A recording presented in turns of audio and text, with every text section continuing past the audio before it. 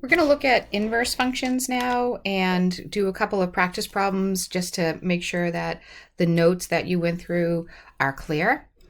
So an inverse relation can be found by interchanging the independent and the dependent variables, right? And so remember, that means that we're just swapping the x and the y's. And this little -1, that's what's used to denote an inverse, okay? Now, you have to be careful because in algebra, that little -1, if I was to say like a to the -1, that means 1 over a in algebra. But in functions, that does not mean 1 over a. This does not mean 1 over f. This means the inverse of f. Okay, so for example 1 here, we have a relation y equals x squared minus 4, and it says find the inverse relation. Algebraically switch the x and y variables and solve for y. And so we're going to switch the x and the y, so we're going to write x equals y squared minus 4. And then we're going to solve for the y by adding 4 to both sides, so we get x plus 4 is equal to y squared. And I always like to write my y squared on the left, so I'm just going to switch the orientation of that. And then we have to square root both sides, but when we put the square root sign on solving a problem, we have to put that plus or minus. So we get y equals plus the square root of x plus 4, and y equals minus the square root of x plus 4. Those are both true in terms of solving algebraically. So now let's take a look if we graph this, and then we'll decide what the inverse is based on the domain and the range switching.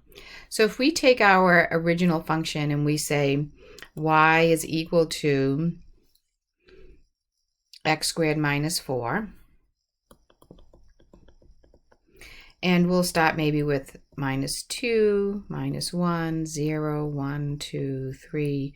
And if we start plugging these in, we have at -2, we'll have 0 because -2 squared minus 4 is 0. And at -1, we'll have -1 squared minus 4 is -3. And at 0, we'll have -4. And at 1, we'll have -3. And at 2, we'll have 0. And at 3, we'll have 5. And so we could plot those points. So -2, 0, -1, -3, 0, -4, 1, -3, 2, 0, and 3, 5. And we could then, based on the symmetry of this parabola, so there's our function. And because it's a relation, right, we can call it a relation or a function here. Okay, so now when we want to create the inverse, so we're going to switch all of these x's and y's. So we're going to switch the x's and y's. We could plug into the inverse relation that we found algebraically, but it's easier to just switch these. So at 0, we're at -2. And at -3, we're at -1. And at -4, we're at 0. And at -3, we're at 1. And at 0, we're at 2. And at 5, we're at 3. And so if I plot those, so let's put those in a different color. We'll put those in maybe pink. Okay, so we're going to swap the x's and y's from above, and I'll do it like this. We switch those, right? So we have 0, -2, and -3, -1, and -4, 0, and -3, 1. Uh-oh, don't pass the vertical line test here. At 0, we're at 2, and at 5, we're at 3. And so the inverse relation looks like this. Okay, and so if we were to think about what we did algebraically, the top half of this, that's the positive square root of x plus 4.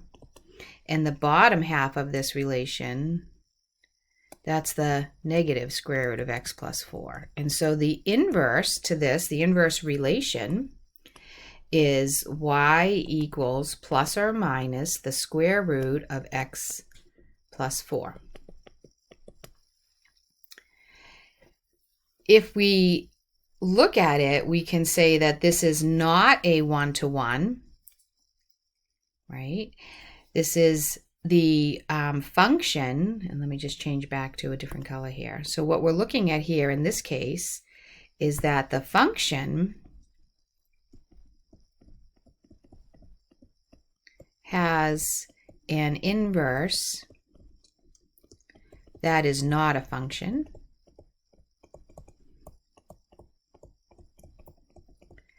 And we could tell that because if you look at your original function, the black one, if you try drawing a horizontal line on it, it doesn't pass the horizontal line test. And so that means that the inverse of it will not be a function. And therefore, it is not what we call a one-to-one function. A one-to-one function means that both the function and the inverse of it are both functions. Okay, so I'm going to erase that horizontal line. All right, we're going to go down to the next example and we'll do a couple more. Does the inverse function exist? If it does exist, find it and state its domain. So I'm going to draw this absolute value, right? So we could do a table if you needed to do a table, right? But I know that this is the absolute value graph shifted to the right, right? This is a right shift 1. So I'm going to draw my absolute value graph shifted to the right 1. So if I plug in 1, I'm going to get 0, and 2, 1, and 3, 2, right? So there's my absolute value graph shifted to the right 1. Or I could have made a table and I could have said -2, -1, 0, 1, 2, 3, and plugged in. So the absolute value of -2 minus 1 would have been 3. The absolute value of -1 minus 1 would have been 2, 1, 0, 1, 2, right? Those are the points. Now I don't need to draw because I know that does the inverse function exist? The inverse is not a function.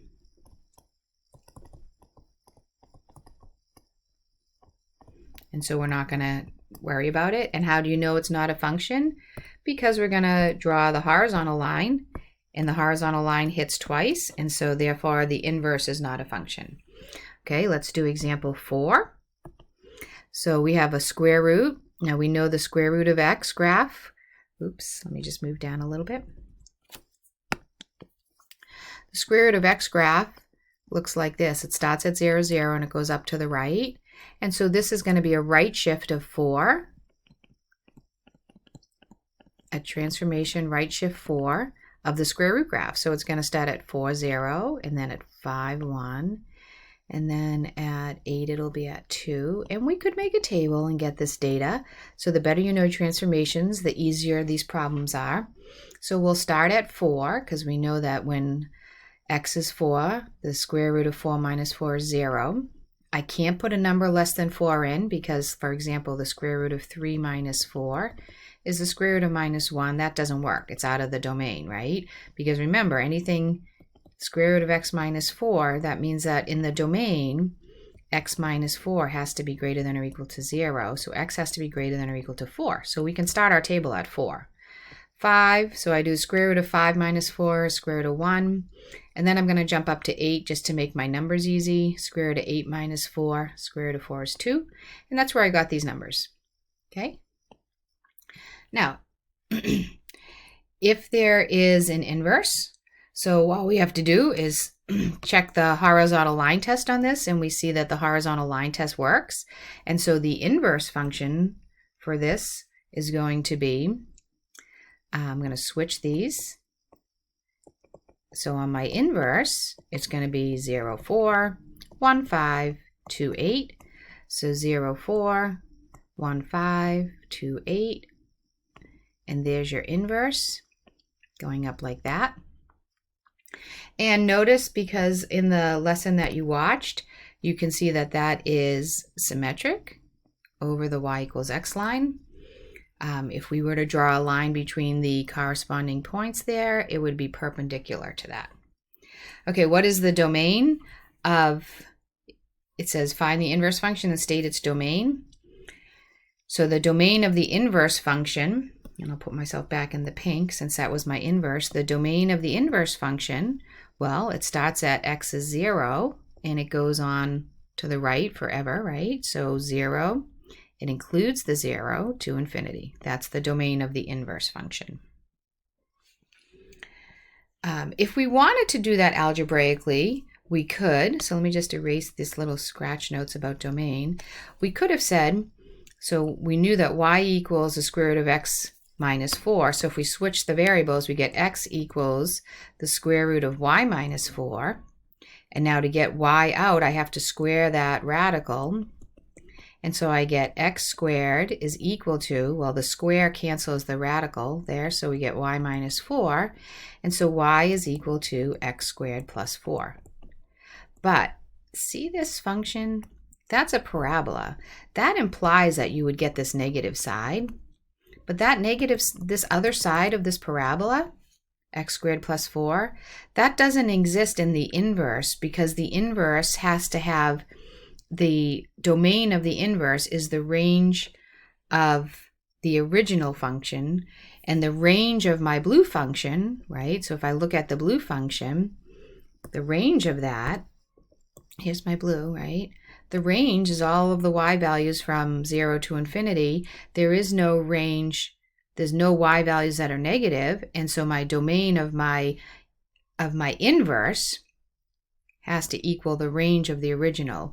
So even though this is the inverse relation, the domain, if I was to just look at that parabola, the domain of this should be negative infinity to infinity, but that is not the domain of my inverse relation, because it's restricted based on the original function. Okay, so let's look at a couple more examples. So we have f of x is equal to 2x plus 4. So we're going to see if that has an inverse. And lines have inverse functions, so we'll do this one. We'll take 2x plus 4, we'll graph that. Y-intercepts 2, up 2 over 1, up 2 over 1, right? So here's my original function, 2x plus 4. If I can graph that. Oh, I have a hard time with my stylus here. There. Okay, that's about as good as I can get. So that's y equals 2x plus 4, or f of x equals 2x plus 4. So if I was to make a table and just switch the data, we could do that. So we had, let's see, I put 0, 4, and then 1, 6, and 2, 8, and I can go negative 1, 2, and negative 2, 0. And then if we were to do the inverse function, and I'll do that in pink again. So for the inverse function, we're going to switch those, right? So our x's become our y's, our domain becomes our range. So we have 0, 1, 2. I'm going to move this sheet up a little. Oh, I'm going to run out of space on that side, so I'll just keep going. And then the 0 goes with the 4 goes with the 0, and the 6 goes with the 1, and the 8 goes with the 2. So I'll put those points on. We have 1, 0, and 6, 1, and, oh, sorry, this was a 4. It didn't copyright. 4, 0, and 6, 1, and 8, 2. And here's our other line. It's coming down like this. Okay, and if I drew that right, I think it should come through here a little bit more.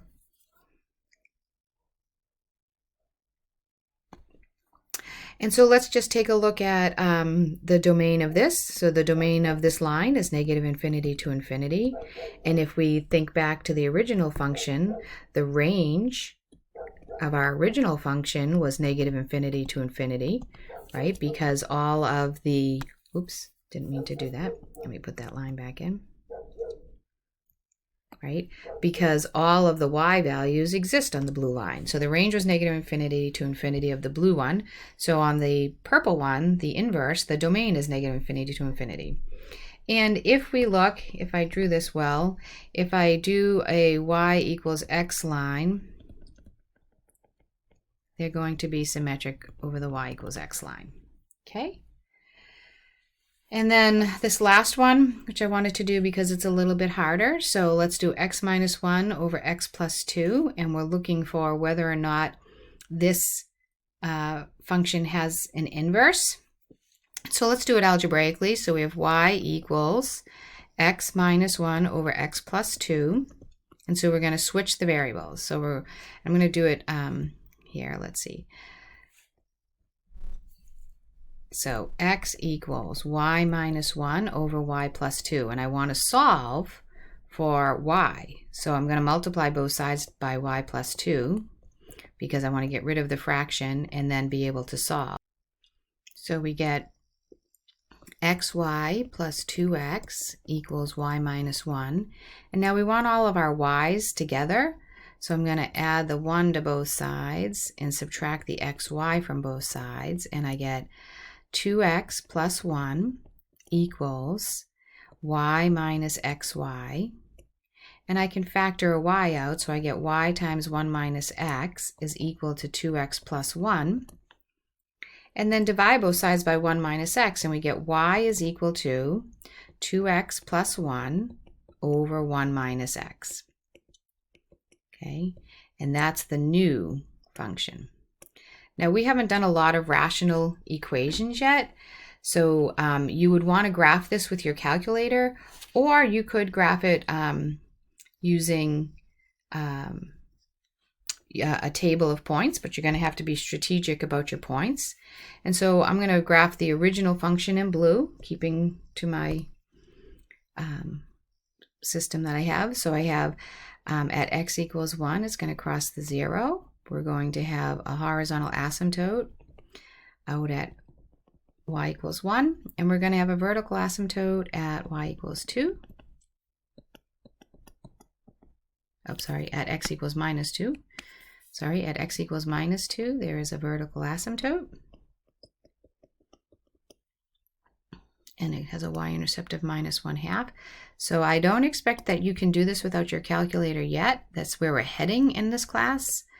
And at minus 3, if I plug in a minus 3 on this one, so I'm going to make a little table of some key points on this xy. So if I plug in x is 1, I get y is 0. If I plug in x is 0, I get y is minus 1/2, just plugging into this equation. And if I plug in x is minus 2, it's undefined because the denominator is 0. And if I plug in minus 3, I get minus 4 over minus 1, I get positive 4. So at minus 3, I'm up at 4. And so we're going to have a graph that looks something like that. Okay, now if I wanted to graph the inverse, I'd switch these x's and y's, and let's see what we get. We get 0, 1, we get minus 1/2, 0, and we get 4 minus 3. And if I look at this function here, we're going to have an vertical asymptote at x is equal to 1. Okay, so we have at x equals 1, I have a vertical asymptote, and then I'm going to put in my pieces that I know. At 0, I'm at 1. At negative 1/2, I'm at 0. Oops, at negative 1/2, I'm at 0. That's, let me erase it and make it a little better. And at 4, I'm at negative 3. 1, 2, 3. And we have a horizontal asymptote at negative 1. So we're going to have a graph that looks like this.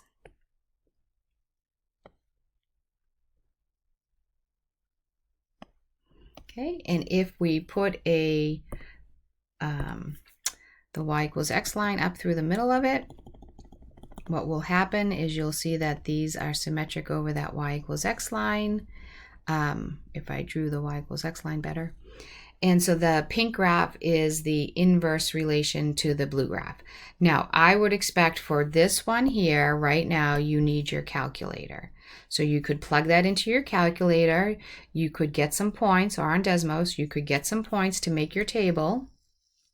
And then you could switch your values and get enough points where you can see what's happening to your asymptotes as well. Okay, but that one is a little bit of a stretch right now. even with your calculator, that's a challenging one. So this is why I wanted to do a few of these. Okay, let's take a look. If we go down a little bit further. Okay, so now you have some practice, and I think you'll be able to do these ones pretty well. Use your calculator, and you'll be able to try these 4. Okay, and we'll post the answers so you can check your answers, and we'll post them with the solutions as well.